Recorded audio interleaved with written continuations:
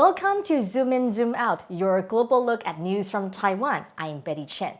Today we will talk about the students and the education system in Taiwan.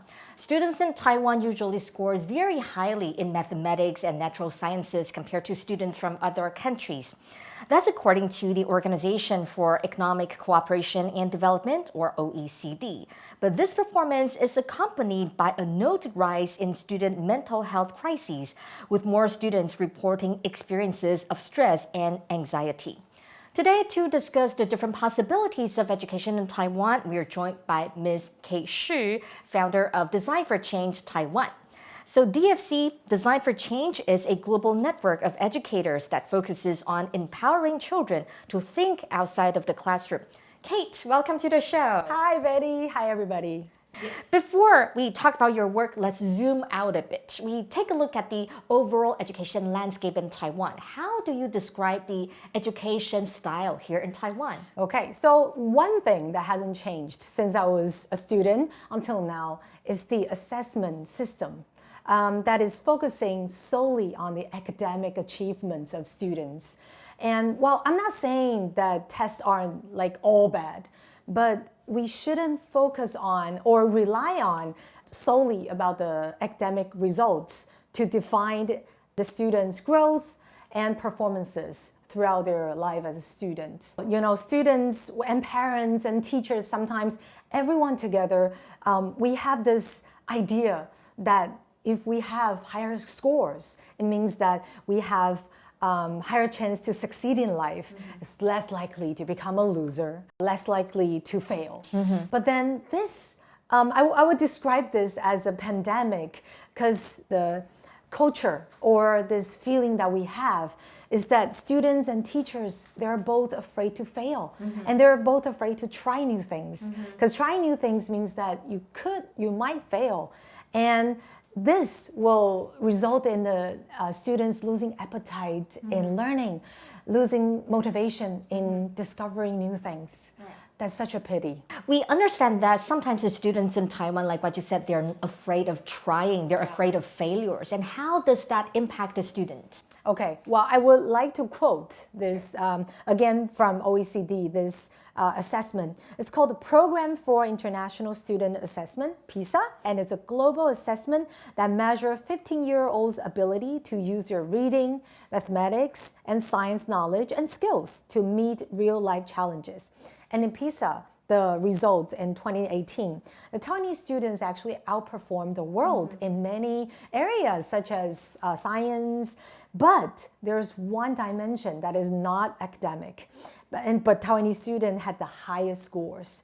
That is the fear of failure. Fear of failure. Yeah. So the questions that were asked the students were, first, when I'm failing, I worry about what others think of me. You see? What the perceptions. When I'm failing, I'm afraid that I might not have enough talent, self-doubt. When I'm failing, this makes me doubt my plans for the future. We see this mindset of always wanting to succeed, always wanting to maintain this high level of achievement, generate this deep-rooted fear from within.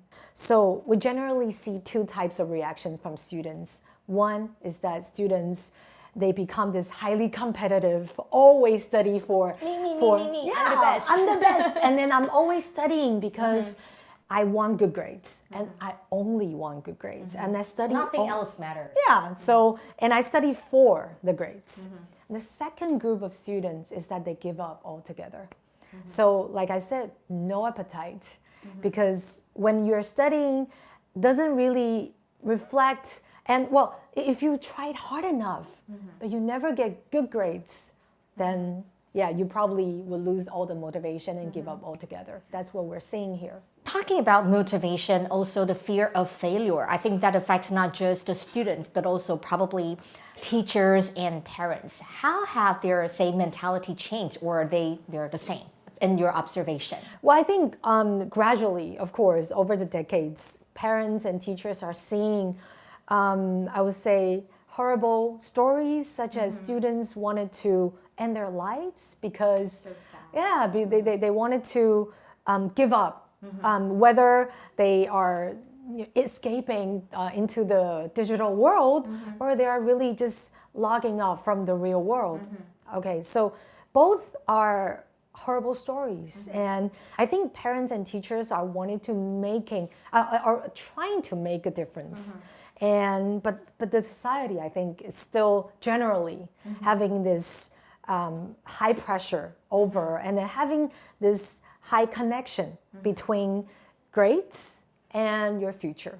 So still, we're trying our best We need to here. decouple the connection. Yes, right? exactly. Yeah.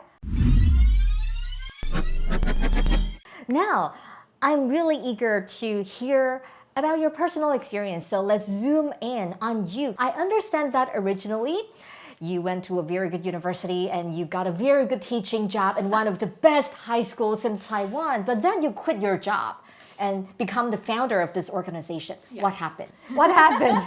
I was a high school teacher, just like high school teachers, right?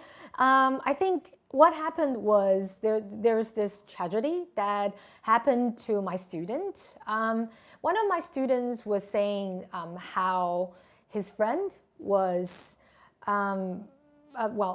decided to commit suicide because his grades were not high enough. And my students actually told me, saying that he thinks he should be the one who ends his life because his grades were much lower. Just because of the scores. Yes.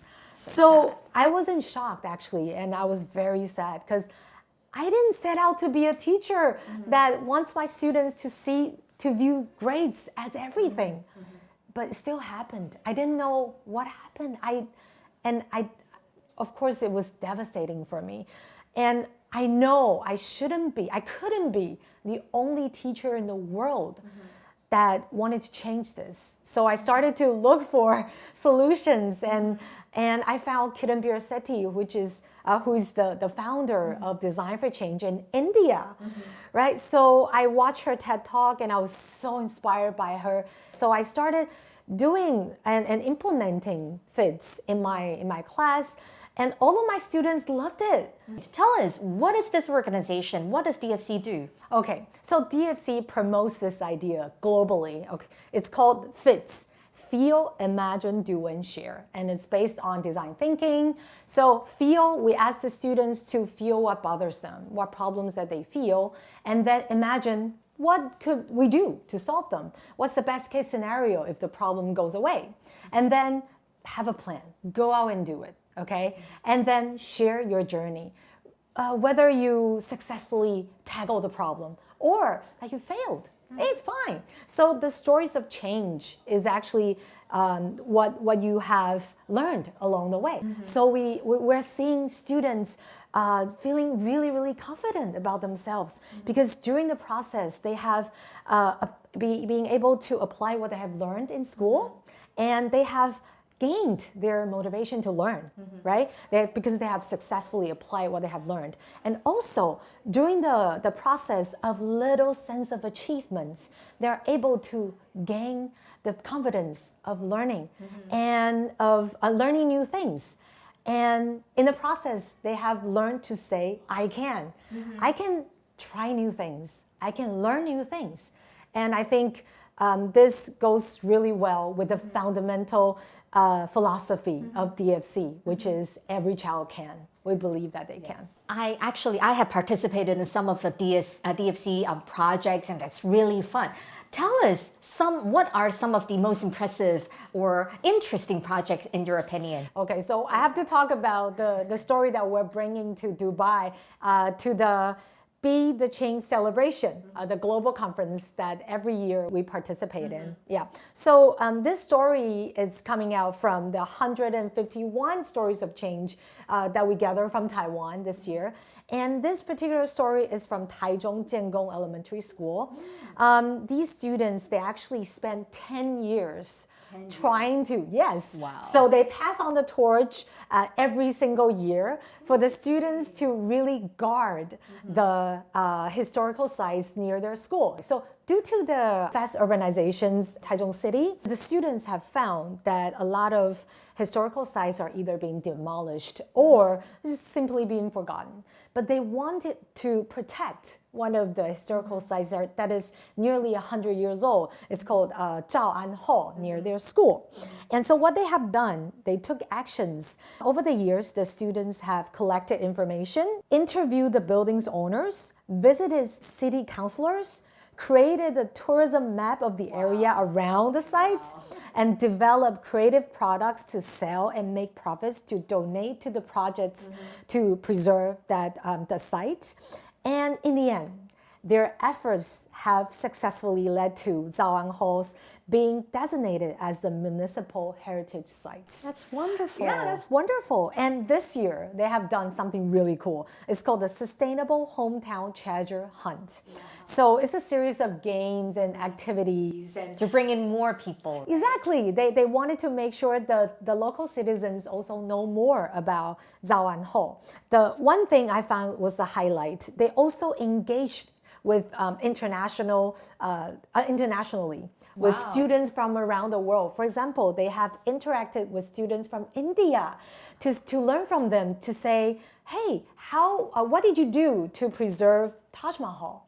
And what can we learn from you? I understand that in your project or in DFC, you call these children, whether it's elementary all the way to high school students, you call them superheroes. Yes. And you believe that, yes, they can make changes. So what will be your goal for DFC Taiwan? Throughout the years, we have found that actually because we have been immersing in educational environment for a long time. And then we found that if we want to make sustainable changes, actually we have to change the mindset of the teachers, okay, instead of directly interacting with the students.